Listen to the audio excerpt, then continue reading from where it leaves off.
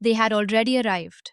Ruparna was in Vidarbha, received, seated, settled. When the news reached Damayanti, she did not react to the king.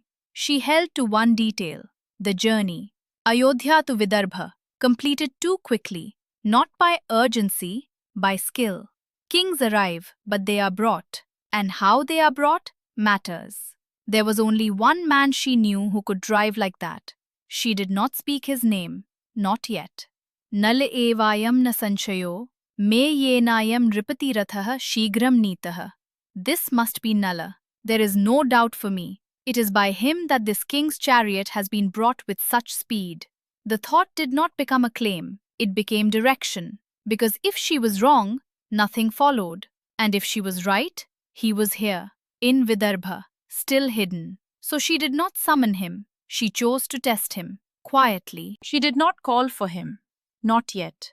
A thought, no matter how strong, was not proof. So she did not act openly. She chose to observe, quietly, without alerting him. She turned to one who could move without notice, Keshni, a maid who could go, see, and return without changing what was being watched. She did not explain her suspicion. She gave an instruction, simple, precise. Go, look at the charioteer, not what he says, what he does, how he stands, how he moves, everything that cannot be hidden. Keshniya prahasa vakyam gachatvam tvaraya bahi. Drishtum sarathi mayantam rupam karma cha tasya vai. She said to Keshni, go quickly outside and observe the charioteer, his form and his actions. Keshni did not question. She moved out of the inner chambers toward the place where the chariot had been brought, where the king had already been received, and where the man who drove him remained, unaware, unexamined, waiting, not knowing that he was already being tested. Keshani did not approach him directly. She did not question. She watched, from a distance, as one who belongs there yet is not seen. And what she saw did not align. His form was altered, compressed, uneven. Nothing in it matched what Damayanti would remember, but his actions did not falter. He moved without hesitation, without adjustment, without uncertainty. Every task handled as one already accustomed to it, not learning, not recalling, knowing. That was what did not match. The body said one thing, the action another. Drishtva tam vikrutakaram karmasu vyavasthitam. Nivedaya mastasya keshani satyadarshini. Seeing him, altered in form yet steady in action, Keshani, who observed truly, reported this back to her. She did not stay. She did not speak to him. She returned and carried back not certainty, but contradiction. Because if he had only looked different, the matter would have ended. But he did not only look different, he acted as if nothing had changed. And that could not be ignored. Keshani's report did not resolve the question. It sharpened it. A form that did not match, an action that did. She did not choose between them. She changed the test. Not appearance, that had already failed. Not words, those can be controlled. Skill, because skill does not change with disguise. It does not hesitate. It reveals itself when used. And there was one skill she knew, without doubt. Cooking. Not ordinary, measured, exact, unmistakable. Nalaha paka vidam shrestho, lokesho vidito mam. Tadvidyam yadi vetti, sa gyeyah, sa nalaha swayam. Nala is known as the foremost among those skilled in cooking. If he possesses that knowledge, then he must indeed be Nala himself. She gave the instruction, simple, prepare food. No suspicion, no explanation, just a task. Because if he was not Nala, nothing would follow. But if he was, he would not be able to hide, not in skill. The instruction was given. He did not question it. He began. No hesitation, no adjustment, only familiarity. Every movement measured, every action exact. Not learned, not recalled, known. When it was complete, the food was taken, carried back to her. Without comment, without claim, only the result. Tatastat pakvamadaya dasi, tasya nyavedayat, rastaha pratyajanatsa, nalasyeva na sanchayah. Then the maid brought that prepared food to her. By its taste she recognized, it was indeed Nala. What had been known once returned unchanged. She did not rush, she tasted, once, and that was enough. But she did not declare it, because skill can resemble, it can be imitated. So she did not conclude, not yet. She moved to the final test, one that cannot be copied, one that cannot be controlled, emotion. So she chose the final test, not of action, not of knowledge, of reaction. She sent the children to him. ततः सा प्रेषयामास तौ पुत्रो तस्य सन्निधौ ज्ञातुं भावं नलस्येति निश्चिता सा Manaswini. Then she sent her two children to his presence, resolved to learn his true feeling, whether he was null. They were led before him, unaware, unburdened. They did not know what stood before them, but he saw them. And the moment did not wait. It did not allow control to settle. What had been held back moved. Not outwardly, not declared, but enough. Enough to disturb, enough to reveal. Because this was not skill, this was memory, made present. And no disguise stands before that. Still, he did not speak. He did not claim them. He held himself.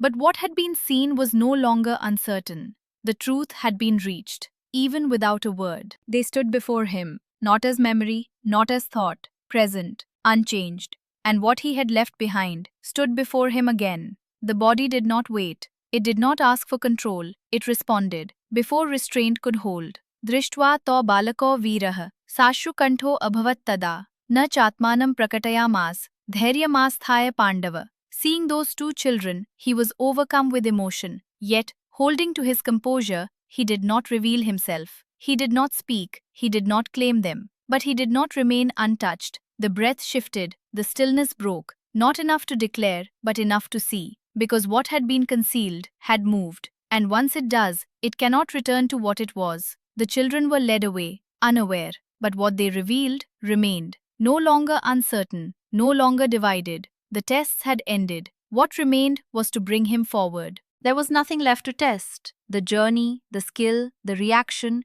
all had aligned. She did not wait. She did not observe further. She acted directly. Anayadvam mamantikam tam sarathim asanshayam. Sa evanal ittevam buddhirme natra sanshaya. Bring that charioteer to my presence. My understanding is firm. He is null. The instruction moved without delay. No concealment, no hesitation. He was brought, not as king, not as one revealed, but as he stood, still hidden in form. The distance between them was no longer space. It was concealment, and that was about to end. Because what had been proven would now be spoken, not through test, but face to face. He stood before her, no longer distant, no longer unseen, but not yet revealed.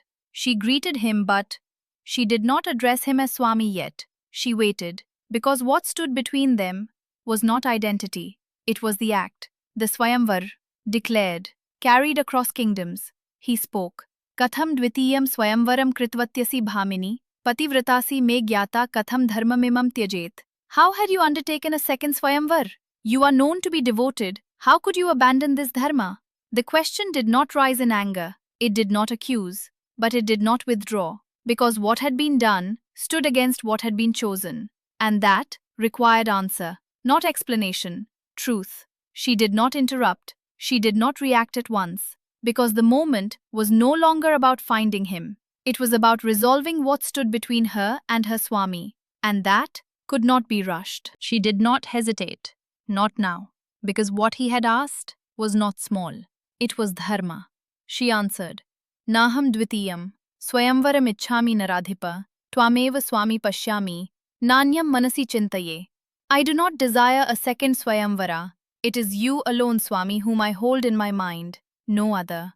The words did not defend. They did not argue. They stated, clearly, what had been declared was not for choosing, it was for finding. Not abandonment, but return. She did not turn away. She did not waver, even when alone, even when separated. Her mind did not shift. What had been chosen remained. And now it was spoken, without concealment. But words do not end doubt alone. What remained had to be confirmed, because truth, after doubt, does not settle at once. He had heard her, but hearing is not knowing. And what stood between them remained. Not in words, in certainty. Then it ended, not by argument, not by proof, by witness. वायुरुवाच नैतद्वचो मिथ्या राजन् दमयन्त्या विनिर्गतम् शुद्धभावा सती नारी नलमेवाभिकाङ्क्षति. Vayudev said, "This speech of Damayanti is not false. Pure in her intent, she desires only Nal." The words did not persuade, they declared. What had remained uncertain did not remain so, not in thought, not in memory, not between them. Because this was not her claim, it was confirmation, and once given, nothing remained to conceal. But what stood before her was still not him, not in form, because what had hidden him had not begun here. It had begun before, in the forest, in exile, when he had met the serpent, Karkotaka, not as enemy, but as one who altered him, to conceal, to protect, and to return him when the time came. Karkotako naam nago dado, tasmai mahatmane, vasasi divyarupe chadharane, swam vapuhu punaha. The serpent Karkotaka gave him garments. Upon wearing them, he would regain his true form. That time had come. He took the garment, kept, unworn, until now, and when he wore it, nothing resisted, nothing remained hidden. The form returned, Nal, not altered, not concealed, as he had been, and now there was no distance left, not in truth, not in sight. He stood before her, not concealed, not altered, but her Nal, her Swami, as he had been. What had been separated stood restored, not in memory, in sight. Tam drishtva rupa sampannam nalam satya parakramam. Damayanti babuvatha bashpapurne kshanatада. Seeing Nal restored in his true form, Damayanti's eyes filled with tears. She did not speak at once, not because words were absent, but because they were no longer needed. What had been endured did not require telling. What had been lost did not require recall, because both stood resolved, in presence. The distance that had once existed was gone, not reduced, removed. Nothing remained between them, not doubt, not disguise, only what had always been, now seen again. And that needed no words. The moment did not remain within the chamber. The news moved, from passage to court, without delay. Bhim heard. He did not wait. He rose, not as king receiving a guest, but as one receiving what had returned. Shrutva nalam samayatam, Bhimo Raja Mahayashaha, Pratyudyayo Satam Hrishtaha, Sutaya Sahito Nripaha. Hearing that Nal had come, King Bhim went forth joyfully to receive him, together with his daughter. He did not summon, he went himself, because what stood before him was not arrival, it was restoration. What had once been lost stood present again, not altered, not diminished, returned. And in that, what had divided them before no longer held, not in memory, not in the present, because what had been broken stood restored. King Rituparna also saw. The man who had driven him stood before him revealed, not Bahuka, Nal. Rituparnoapi tam gyatva, nalam dharmabhritam varam, vidyamadaya, tasmat sa punarayat swamandiram. Rituparna, having recognized him as Nal, took the knowledge from him and returned to his own city. He did not question, he did not resist, because what had passed between them had already been exchanged, on the journey, skill for skill, knowledge for knowledge, completed. What he had come for was no longer here, and what he had received was enough. So he did not remain, he turned, as one who had finished what was to be done, and departed, leaving behind not loss, but completion, because what stood here had already reached its end. Just one thing remained, the kingdom, Nishadha, lost not in battle, not by force, but in play, in error, unfinished. Sanalah punarapanna, swam rupam dharmavatsalah, rajyam pratyabhiyatavyam, manasa nishchitam tada. Having regained his true form, Nal resolved to go and reclaim his kingdom. He did not gather armies, because what had been lost would not be reclaimed by war. It would be faced in the same place it had fallen, the game, but not as before, not in ignorance, not without control.